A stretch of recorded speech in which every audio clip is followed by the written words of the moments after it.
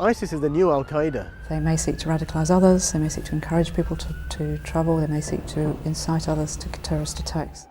On the 9th anniversary of 7/7, the UK is watching closely the events currently happening in the Middle East. The haunting images and chaotic scenes taken from that day in 2005 remain embedded in our memories.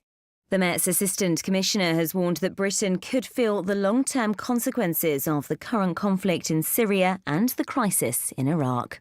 A proportion, though, if they are able to come back into this country and they're not, for example, killed or arrested on their way back, then they may pose a threat here. Or they may seek to incite others to terrorist attacks or violence.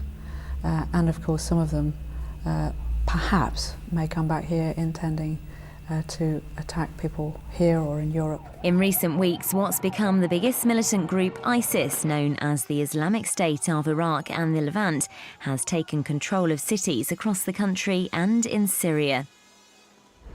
The current Al-Qaeda leadership with Ayman al-Zawahiri is regarded as being too old and kind of dithering, not doing very much.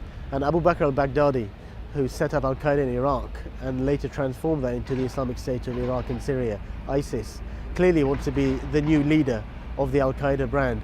With the declaration of a caliphate, an Islamic State ruled by a single political and religious leader, Abu Bakr al-Baghdadi, a new era of international jihadism has been ushered in.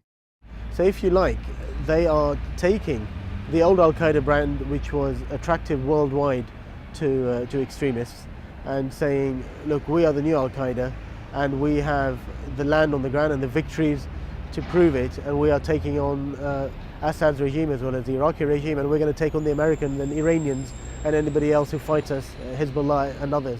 In 2005, Al-Qaeda claimed responsibility for the attacks in London, which killed 52 people and injured around 700.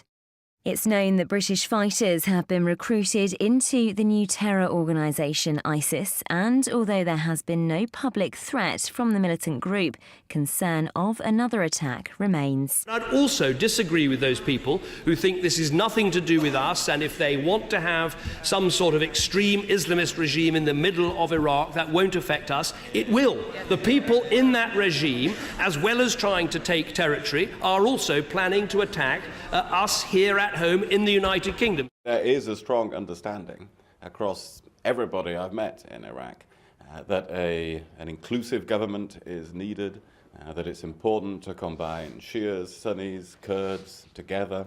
The threat is on the doorstep of Europe, and we think that around 400 UK-linked individuals have gone out to fight in Syria, mainly young men, but also some women.